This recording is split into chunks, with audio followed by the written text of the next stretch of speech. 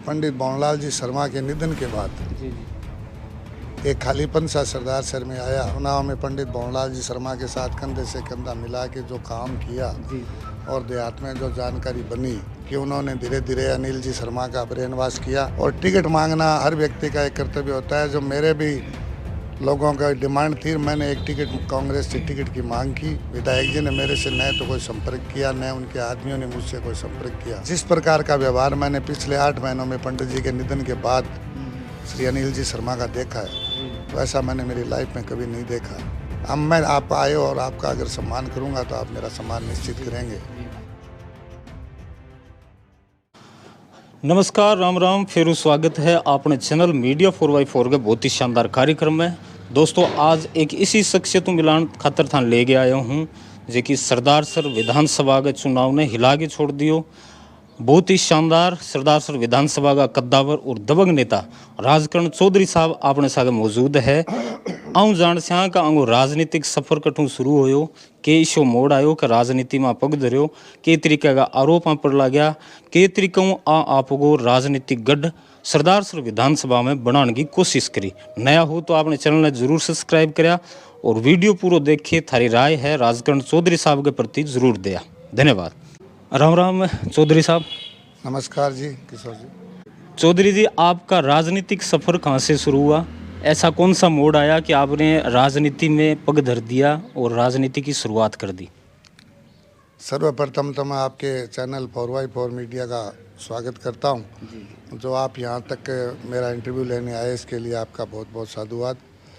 मैं आपको ये बताना चाहता हूं कि मेरा परिवार, मेरे पिता स्वर्गीय श्री मोहन लाल जी चौधरी, शुरुआत में राजनीति में उन्होंने स्वर्गीय मोहन लाल जी शर्मा हमारे यहाँ हुआ करते थे और उनके सानिध्य में यहाँ राजनीति में उन्होंने प्रवेश किया और लगातार वो 8 बार नगर पालिका के पार्षद रहे और सन 2000 से 2005 तक उनको सरदार शहर में चेयरमैन का कार्य करने का मौका मिला और उस कार्यकाल को लोग आज भी याद करते हैं।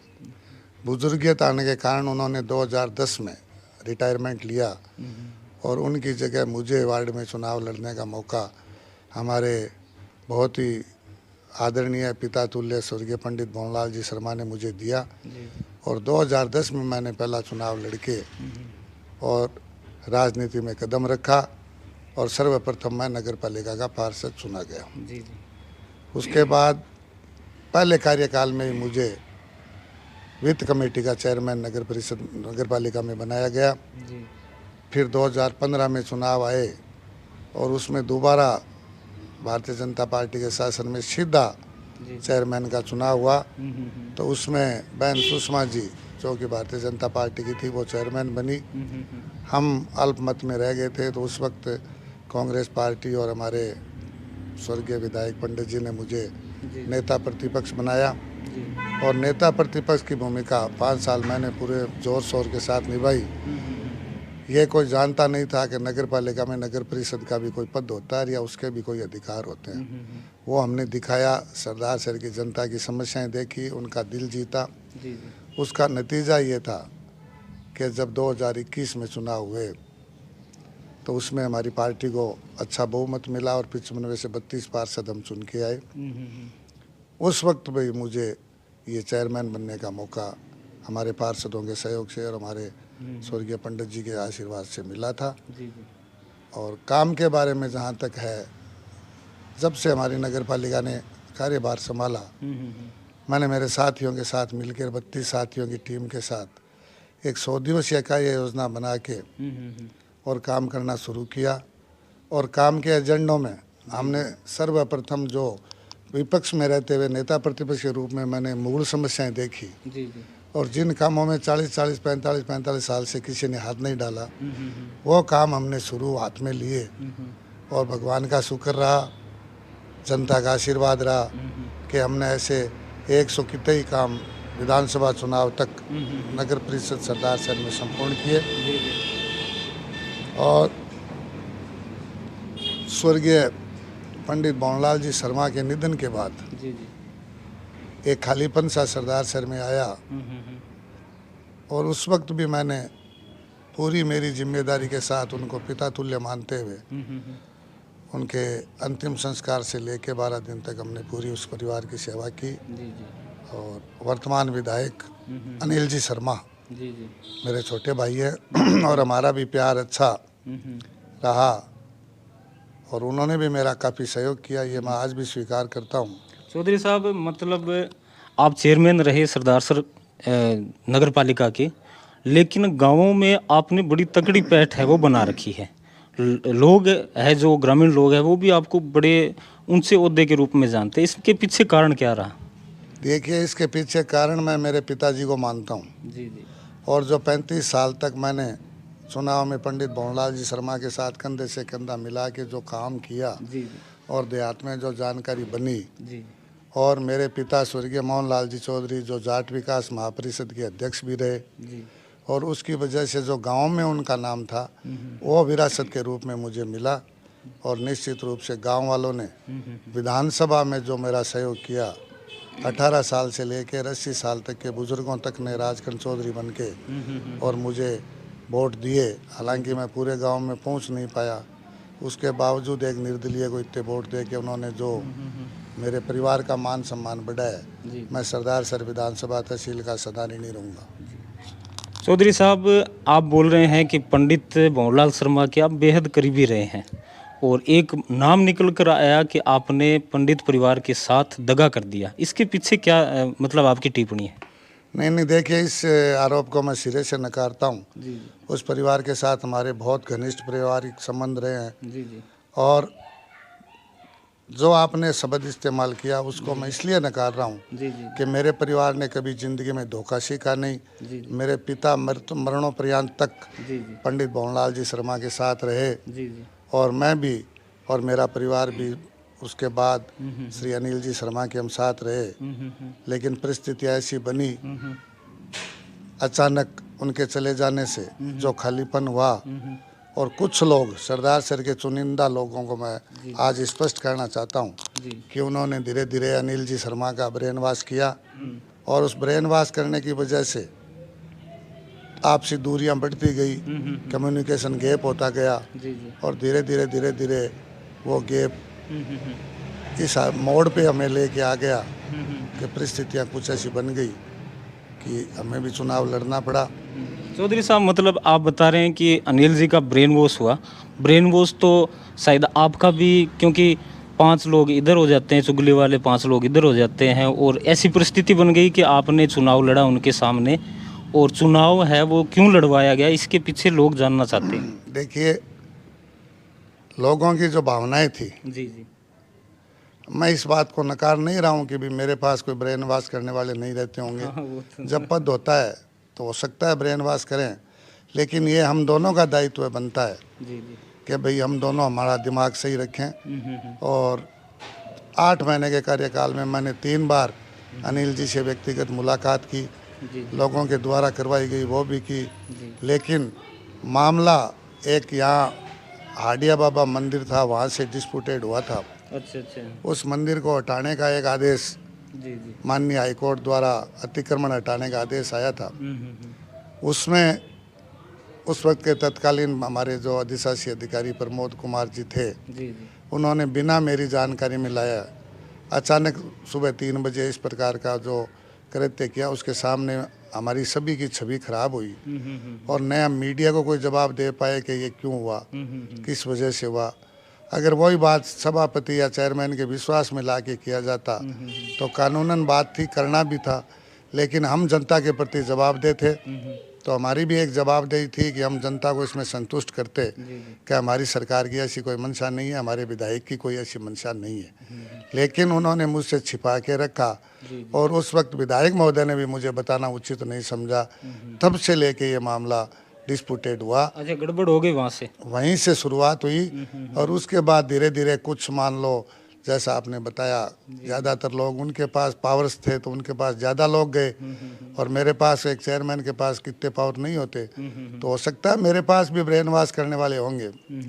लेकिन उसके बाद हम मिले अधिशासी अधिकारी को लेके, मैं हमारे प्रदेश अध्यक्ष गोविंद जी डोटासरा जी से मिला। जी जी। उनको भी मैंने शिकायत की, वो भी हमारे विधायक महोदय को नागवार गुजरा, और वो उल्टा का ज़्यादा उससे सुलझाने के बजाय वो ज़्यादा नाराज़ होते गए। डोटासरा साहब के साथ एक वीडियो वायरल हुआ था, सड़क के ऊपर ही आपने उनको रोका था और आपकी बात को नकारा। इसके पीछे आप ये कारण मान रहे होंगे कि किसी बड़े नेता का हाथ था कि इनको जयपुर में घुसने नहीं दिया जाए।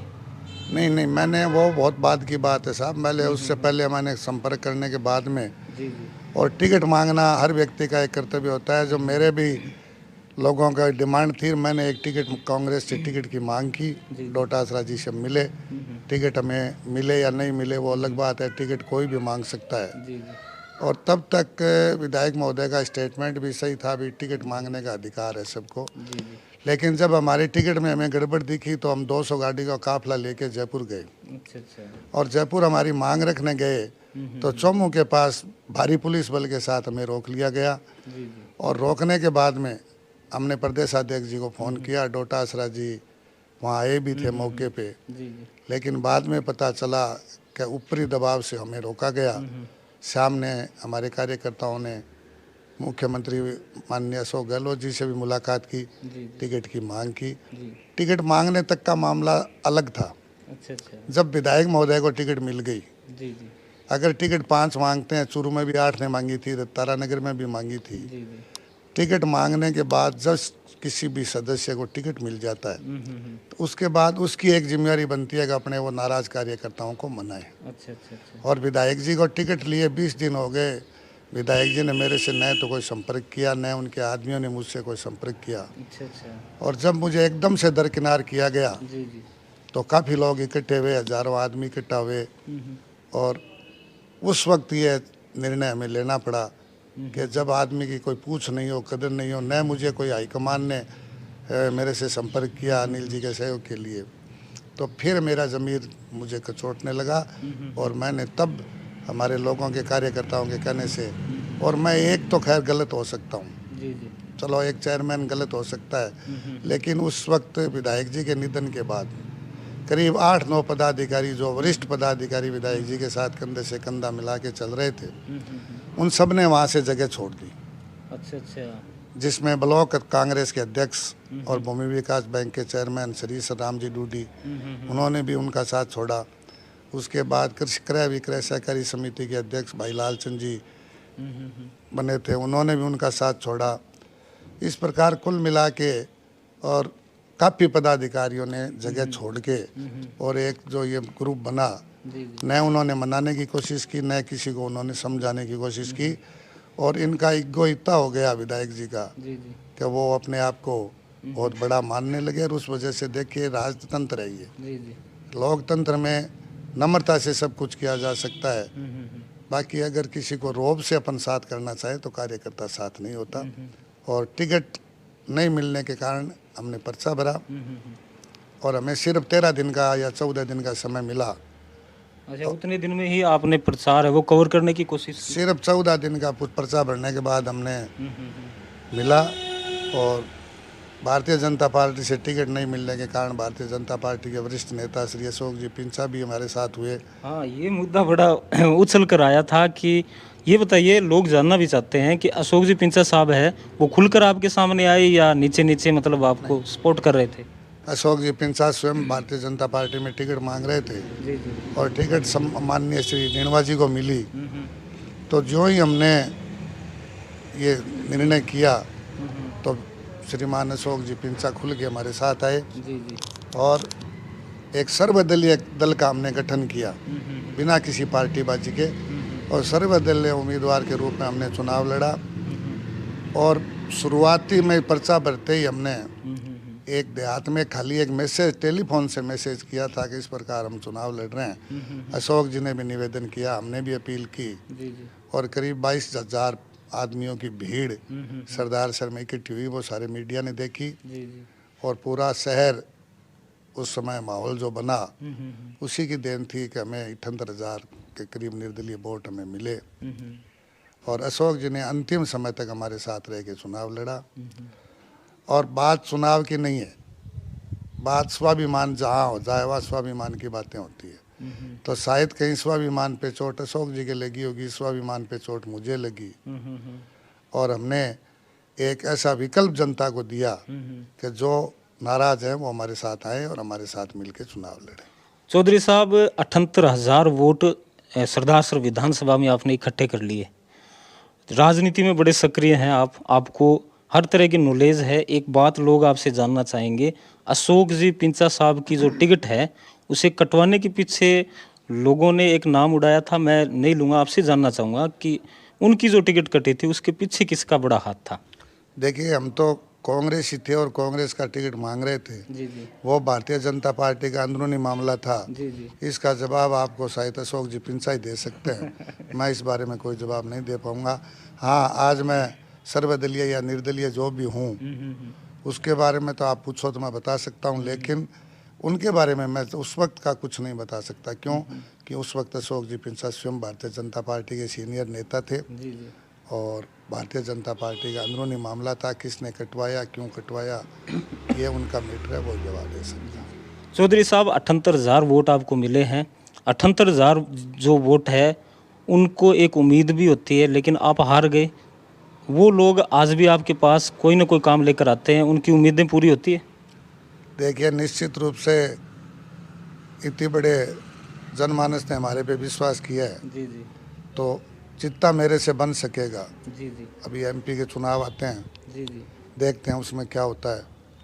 लेकिन ये मैं सभी को विश्वास दिलाता हूँ। गांव में प्रतिदिन जहाँ भी मौका मिलता है हम सबके साथ जाते हैं और कोई भी मैटर हो उनके साथ जाके अधिकारियों से हम बात करते हैं और सही तरीके से पेश आते हैं तो ठीक है, वरना 78,000 का जब जनमानस साथ होता है तो अधिकारियों से बात करना भी आता है। अभी एक घटना हुई थी, एक मेघवाल समाज के एक व्यक्ति की हत्या हो गई थी और उसमें ताल मैदान में 3 दिन धरना चला। उसमें हमारे श्रीमान कलेक्टर साहब सिद्धार्थ जी सियाग और एसपी साहब के साथ भी हमारी वार्ता हुई, सफल वार्ता हुई।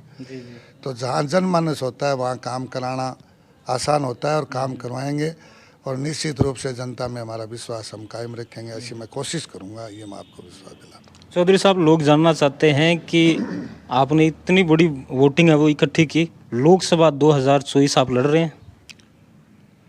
देखिए, लोकसभा चुनाव के मैं कहीं नज़दीक ही नहीं हूँ, न मेरी कोई मंशा ऐसी। लेकिन ये मैं कह सकता हूँ कि जो पहचान मुझे गाँव में मिली और जो पहचान मुझे हमारे सीनियर नेताओं में मिली वो दिलाने वाले मेरे 78,000 वोटर हैं। आज हम हर बड़े से बड़े नेता के सामने जाके हमारा परिचय देते हैं तो यही पूछा जाता है कि आपने लिए थे क्या 78,000 वोट। तो वो एक पहचान बनी है, उस पहचान को कायम रखना मेरी प्राथमिकता है, न कि लोकसभा चुनाव लड़ना मेरी कोई प्राथमिकता। अनिल जी 2 बार के विधायक बन गए, राजनीति है उन्हें विरासत में मिली है। आपको लगता है कि आगे के चुनाव उनके लिए सरल रहेंगे या कठिन होंगे? देखिए, वो तो सारा समय के गर्भ में है, लेकिन मैं अनिल जी के साथ करीब 35 साल लगातार एक भाई के रूप में, दोस्त के रूप में रहा हूँ। लेकिन जिस प्रकार का व्यवहार मैंने पिछले 8 महीनों में पंडित जी के निधन के बाद श्री अनिल जी शर्मा का देखा है, वैसा मैंने मेरी लाइफ में कभी नहीं देखा और हमेशा हम भाईचारे के साथ रहे। अब किस प्रकार का लग रहा है आपको? नहीं, अब तो कोई रास्ता ही नहीं बचा है। अच्छा। रास्ता इसलिए नहीं बचा है कि जब एक हाथ से कोई ताली नहीं बजती है। अब मैं आप आए और आपका अगर सम्मान करूंगा तो आप मेरा सम्मान निश्चित करेंगे। लेकिन अब तो कोई चांस ही नहीं रहे। अब तो सारा भविष्य गर्भ में है, क्या होगा, कब होगा। सुनने में ये भी आ रहा है कि अनिल जी शर्मा लोकसभा का चुनाव लड़ रहे हैं। अच्छा। तो उस वक्त भी ये मामला आएगा कि अभी 78,000 वोटों की कौन कदर करता है या कौन नहीं करता है। मैं जो मेरे 78,000 वोटर फैसला लेंगे उनके साथ ही मेरा फैसला लूँगा। दोस्तों, वर्तमान में इन्होंने जो चुनाव लड़ा था उसके बाद में ग्रामीण लोग हैं वो इनके पास आते हैं। अभी भी सैकड़ों लोग बाहर बैठे हैं, कोई ना कोई काम लेकर आते हैं, इन्हें समय नहीं है। अंतिम क्वेश्चन मैं इनसे करना चाहूँगा, चौधरी साहब, जीवते जी राजस्थानी में थाने पूछना चाहूँगा, लोग भी जानना चाहे, जीवते जी एक आखिरी बड़ो सपनों थारो की है? मेरा आखिरी सपनों सिर्फ और सिर्फ मेरे पिताजी की विरासत ने कायम रखना और मेरे पिता मोहनलाल जी चौधरी जो नाव को नाव नहीं डूबे, प्लस जक्का बिन्या मन देखे बिन्या जाने और जिस प्रकार देहात में मन जका लोग स्वीकार करियो, मैं वहाँ जो लोग कसौटी पर करियो उतरस्यूँ और अगर भगवान ने जीवन दियो तो 5 साल बाद फिर मैं जनता की कसौटी में जिसूँ, जनता की अदालत में जिसूँ। निश्चित रूप से मेरो सपना है और भी सपने ने लोग मेरो पूरा करसी हो, मन बहुत विश्वास है। बहुत बहुत धन्यवाद। ये थे सरदारसर विधानसभा के कद्दावर और दबंग नेता चौधरी राजकर्ण साहब। बहुत ही शानदार रिपोर्टिंग रही, वो बहुत ही शानदार हमारा इंटरव्यू रहा। आज का इंटरव्यू आपको कैसा लगा अपनी राय कमेंट में ज़रूर दें। नए हैं तो आप चैनल को ज़रूर सब्सक्राइब करें। बहुत बहुत धन्यवाद। जय हिंद, राम राम।